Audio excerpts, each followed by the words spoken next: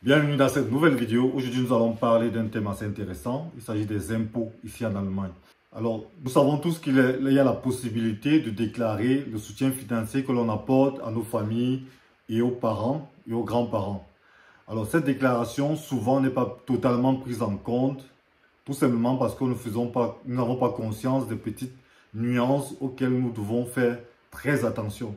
Alors, si tu veux comprendre de quelles nuances je parle, si tu veux comprendre de quels critères, sur quoi tu peux te baser pour pouvoir faire valoir totalement ton investissement ou te faire valoir totalement ton soutien financier apporté à ta famille, je te prie de rester jusqu'à la fin de cette vidéo pour pouvoir comprendre et pouvoir utiliser ces éléments et aussi de partager la vidéo parce que je pense que ça pourra aider beaucoup d'autres personnes.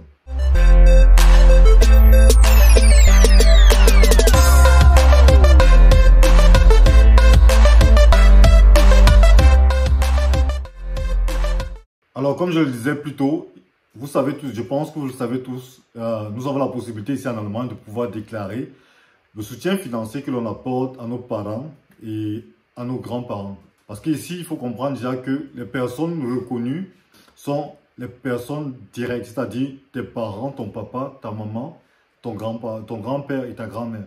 Ce sont ces quatre personnes que l'État ici, ou le finance, reconnaît comme des personnes que tu peux soutenir et dont tu peux déclarer tes dépenses.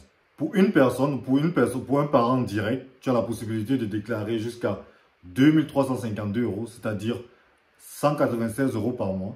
Alors, les critères dont je parlais déjà sont les suivants. J'ai dit au préalable qu'une personne ou un parent que tu soutiens, pour un parent que tu soutiens, tu peux déclarer jusqu'à 2352 €.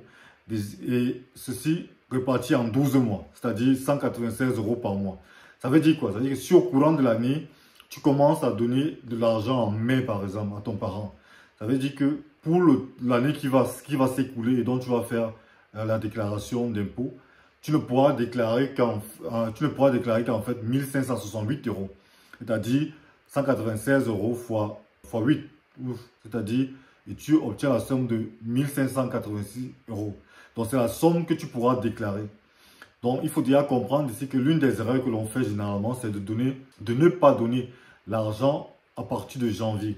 Donc, ça veut dire que si tu veux pouvoir faire valoir toute la somme ou toute cette somme durant le long de l'année, tu dois commencer à donner l'argent à partir de janvier. L'une des deuxièmes erreurs que l'on fait, c'est quoi? C'est ici, tu as la possibilité d'envoyer l'argent par transfert, c'est-à-dire MoneyGram et tout ce que vous connaissez comme société qui permet de faire le transfert.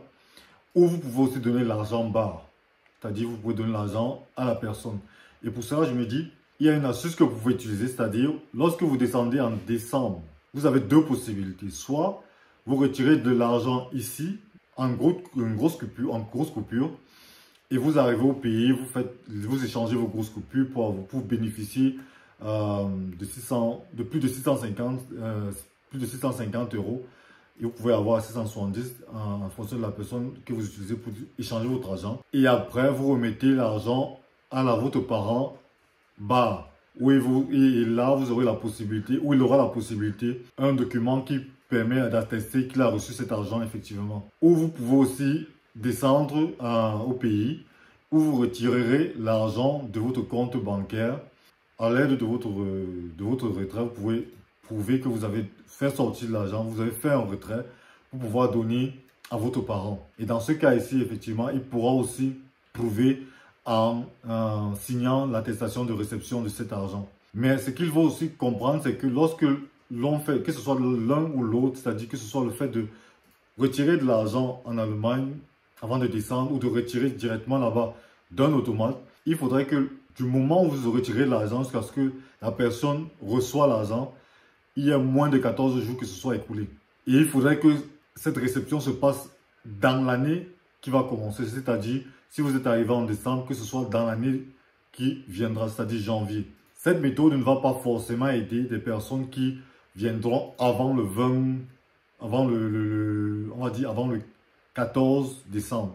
Donc, si tu viens avant le 14 décembre, tu as tout intérêt à attendre que janvier arrive et que tu sors de l'argent, tu partes à l'automate et tu fais ton retrait d'argent et tu donnes à ton parent. Or, si tu viens après le 14 décembre, tu auras la possibilité de descendre effectivement avec cet argent et tu as encore 14 jours jusqu'à ce que tu remettes l'argent à ton parent. Donc, ce qui fait que si tu viens après le 15 décembre, tu pourras le remettre à ton parent pratiquement le 1er janvier ou encore après. Donc ça, c'est un élément assez important pour pouvoir user de cette possibilité-là.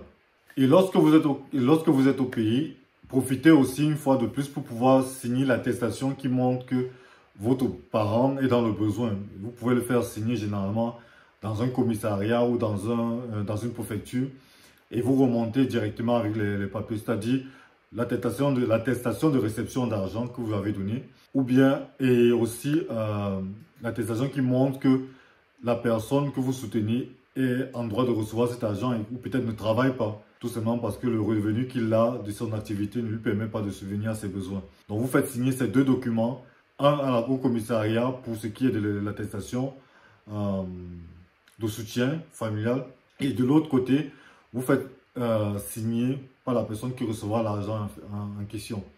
Et pour ce qui est de la personne, de l'étudiant que vous prenez en charge et qui est sur le territoire allemand, vous avez aussi la possibilité, comme je le disais plus tôt, de faire reconnaître cela. Mais seulement si c'est avantageux pour vous, seulement si l'étudiant ou la personne ou l'étudiante ne travaille pas ou n'a pas forcément de travail le long de l'année, n'a pas assez travaillé. Donc, ce qui fait que si ce qu'il a travaillé est non imposable, alors vous pouvez utiliser ça comme option effectivement.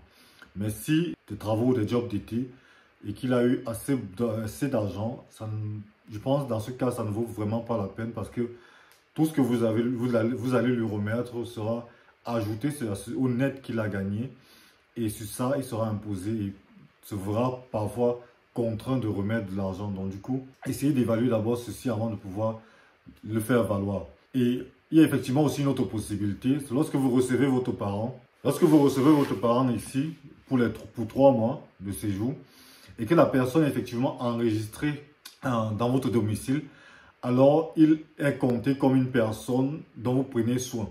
Ça veut dire quoi? Si votre parent a été par exemple ici et reste toujours enregistré dans votre commune, alors vous pouvez utiliser cette option pour pouvoir faire valoir le fait que vous avez une tête de plus chez vous pour pouvoir déclarer encore plus. Mais là, effectivement, dans ce cas, essayez de vous renseigner déjà pour voir si c'est faisable dans votre cas.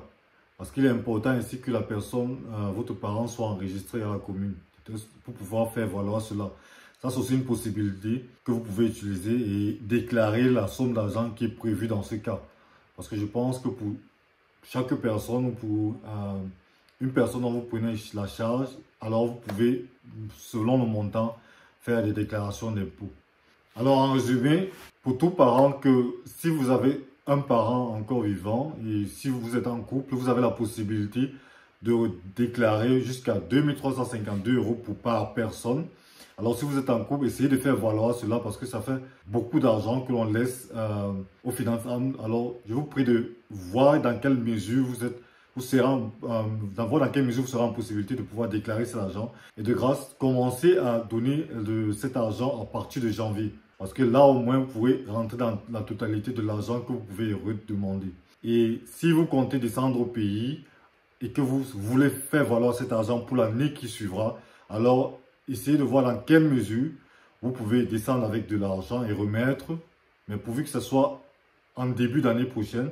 Alors si vous venez avant ou après, vous venez effectivement après le 20 janvier, vous avez la possibilité de faire venir, descendre avec votre argent et vous avez 14 jours pour pouvoir remettre au bénéficiaire qui pourra signer. Parce que ce qui est important ici, c'est lorsque vous allez monter les preuves de retrait, c'est le temps qui s'est écoulé entre le retrait que vous avez fait et l'argent que vous avez remis. Alors, cette durée ne doit pas dépasser 14 jours. Sur ce, je vais vous dire à la prochaine. Si tu n'es pas encore abonné à la chaîne, je te prie déjà de t'abonner et aussi de cliquer la cloche de notification pour pouvoir recevoir des messages lorsque je sortirai de nouvelles vidéos. Et aussi de pouvoir partager ces vidéos parce que je pense que tout le monde connaît cette information, mais généralement, il y a des nuances que nous ne maîtrisons pas. Alors, partage autour de toi et je pense que ça aidera beaucoup d'autres personnes. Et dis-moi en commentaire si tu veux que je traite encore de différents types de vidéos. Mettre en commentaire, je verrai dans quelle mesure je pourrais traiter traiter ces différents thèmes.